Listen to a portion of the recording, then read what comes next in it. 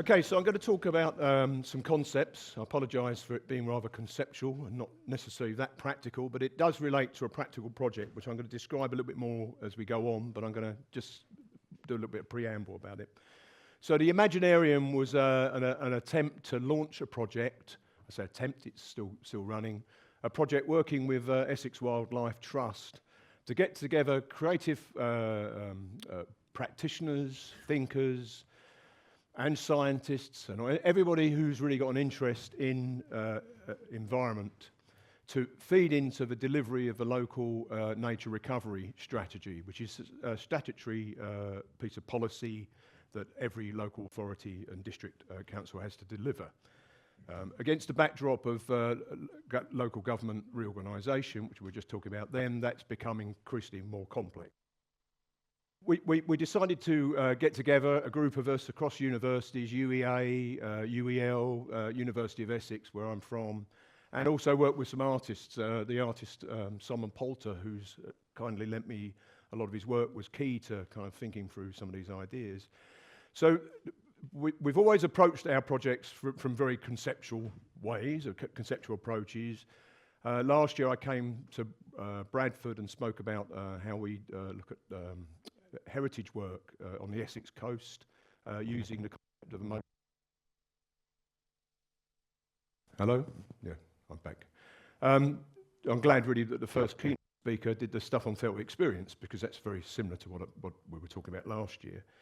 This year I'm going to talk about the other two sort of concepts that we underpinned this Imaginarium with. One is the idea of the Imaginarium itself, imagination. I think really considering it's kind of a large part of the functioning of the human brain or mind, or wherever you are on that, there's not actually a lot of work that goes into finding out what imagination is.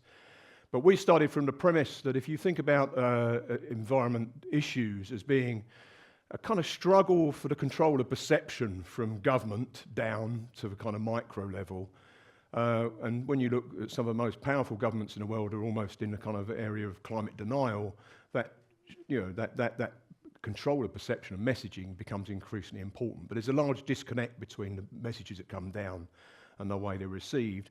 So we think somewhere in the middle there should be a lot more imagination. After all, perception is processed by the faculty of the imagination. So the Imaginarium, or what we call the faculty of the imagination, is kind of central to this. That's the first concept. The second concept is a kind of organising principle, something we've been talking about quite a lot, but now with local government reorganisation. The idea of a mezzo-level, a level in the middle where perhaps this kind of imaginative work can happen, I think is an interesting thing, and I'm going to talk a little bit about the theory around that. So the talk is a bit of a mashup of the Imaginarium and also the mezzo level, but if you think of the two operating in the same kind of area, you might see why I'm putting them together. So yeah, this is really thinking about the idea that imagination itself could become part of policy infrastructure, rather than just kind of like an add-on or an afterthought of some kind. So let's start with a kind of speculative question, a what-if question. What if climate change isn't just about big national governments, messaging systems, etc., and it's also not necessarily just about local people or local individuals and their behaviours? What happens if there is somewhere in the middle that we can kind of imagine something different, right? That's where the Imaginarium sort of came in.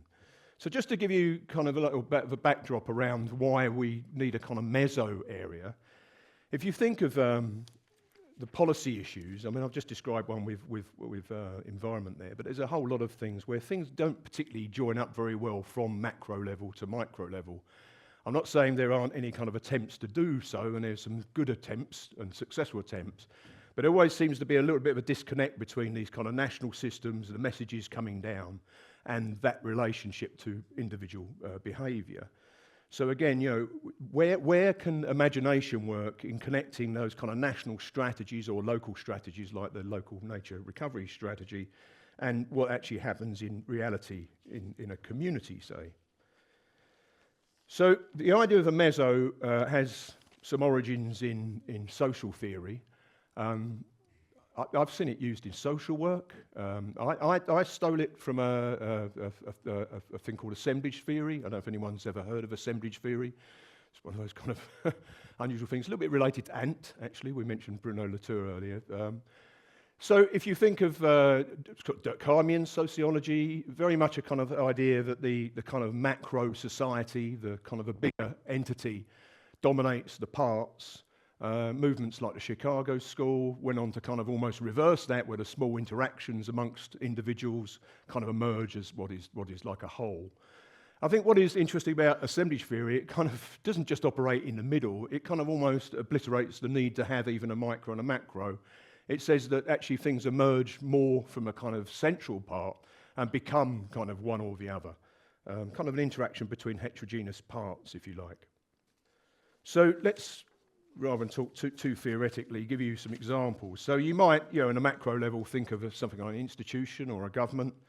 On a micro level, we might think of individuals. And then at the mezzo level, quite a common way of describing this is a neighbourhood. I think neighbourhood's a really interesting concept, and I'll talk a little bit more about that in the next slide. But rather than community, which is always a very difficult term to tap into, people talk a lot about the local community voice. And as everybody knows who works in community engagement, it's a very difficult thing to identify. Usually it's the loudest voice in a room that is representative of the community or a particular class or group.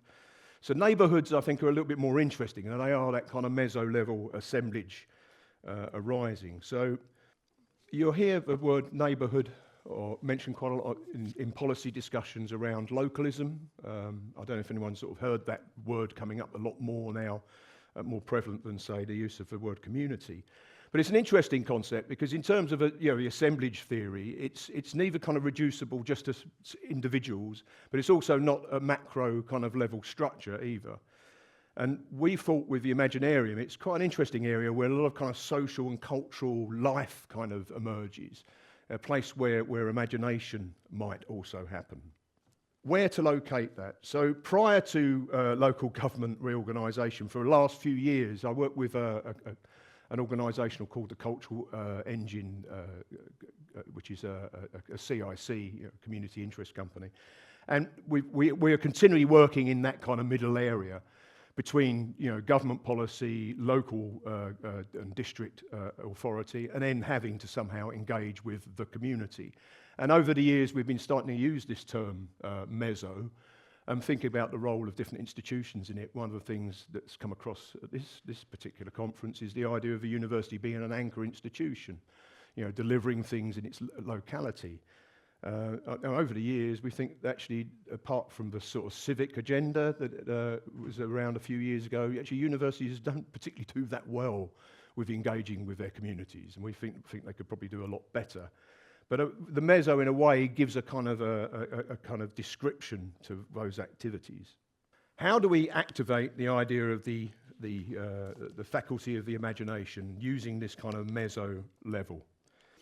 This almost sounds like a series of kind of I work a bit in marketing at the University of Essex, so I come up with lots of slogany sort of things. So creativity as a kind of infrastructure for innovation, not just an afterthought.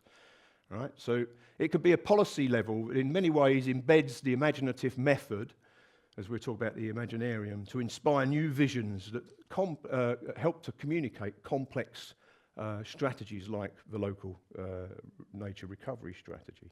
Just to describe the event itself, so we rather typically got a group of cultural practitioners through, playwrights, poets, artists, mainly people who are interested in engaging with the environment in some way. Some really interesting conversations about how art either adds to creating impact in terms of environmental strategy, environmental policy, or it just kind of helps communicate some of those things. Probably the best way to describe it is a couple of kind of projects which were drawn to our attention. There's a garden in Tendring in Essex called Beth Chatto's Gardens. Very conventional garden. Beth Chatto used to write. It was a lovely place, but very, very conventional. But we found out in Colchester, next to the First Sight Gallery, there's a thing called the Meanwhile Garden. And the Meanwhile Garden is a garden built on concrete and tarmac. It's where an old bus stop collapsed a few years ago, was torn down. And Beth Chatto have invested money and time and resources into building a biodiverse garden there called the Meanwhile Garden. It's a brilliant kind of Imaginarium project, because it's imagined something, a space that wasn't a particularly attractive space in the middle of Colchester. And it's built this really interesting thing. And it's curated by artists, so it crosses all of those kind of areas. Another one is the idea of launching a CIC company after devolution in Essex to deliver key parts of the local nature recovery strategy.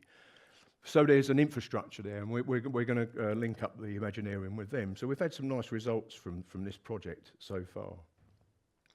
But I'd like to just conclude, and this is a kind of thinking document in process. If we are going to think about imagination and as a mezzo-level part of policy infrastructure, how can we do that? And I was told by Casper this was a TED Talk, so I've got a nice TED Talk type diagram for you. So I'm going to run through these very quickly, because I realise I must be running across the clock now. So there are just 6 different ways, and if there was a Q&A, or if anyone wants to talk to me later, to think about any ways in which we can kind of build on these 6. So really thinking about the institutional side of the framework. So that would be rather obviously getting cultural practitioners to help neighbourhoods, not communities, interpret and frame environmental policy issues. So to understand ways in which local nature, biodiversity could work in a local sense. In terms of governance and leadership, there's more of a kind of a cooperative sort of model at work here, more of a kind of inclusive leadership, where I think cultural practitioners can play a role as kind of in the helping neighbourhoods as advocates for them, to communicate their actual experiences of nature. 3, policy processes. So imagination should really be at all stages of the design of policy. So it not only kind of frames, something interestingly and creatively, but it does it differently. And I also think it has a real kind of speculative role to play in the delivery of policy. In terms of sort of knowledge and evidence base, we're used to lots of data, lots of quantitative data. I think there's a real issue here about the way in which the arts, creative practice, can actually feed into those systems with different kinds of data. And I think also it's about linking up, particularly in siloed disciplines you find in lots of universities. At the Imaginarium, we had Tom Cameron, Professor Tom Cameron from the Life Sciences Department, overseeing everything we were saying, just to check that the science was correct. Number 5, the sort of resources side of it. Well, yeah, that word funding comes in there. But I think, I don't know if you remember years ago, there was a trend of things called social labs. We talked a lot about sort of being able to hack things, to change things, to alter things. So I think in a way that the Imaginarium plays a kind of role in delivering these kind of speculative collaborations. And finally, quite often I find that a lot of the work, particularly with the cultural engine, is about engagement and using the arts as a kind of a bolt-on to engage with people. I think really the Imaginarium could really act more as a kind of way of developing policy in a more kind of narrative way, almost as a story unfolding, and do that across different sectors. And I promised you I'd finish off with a slogan. So it's a lot of what ifs here, but I end with a what's next, and where. Firstly, not just sort of recognising the idea of mezzo as a legitimate policy scale, but where local imagination can become policy innovation. That's it. Thank you.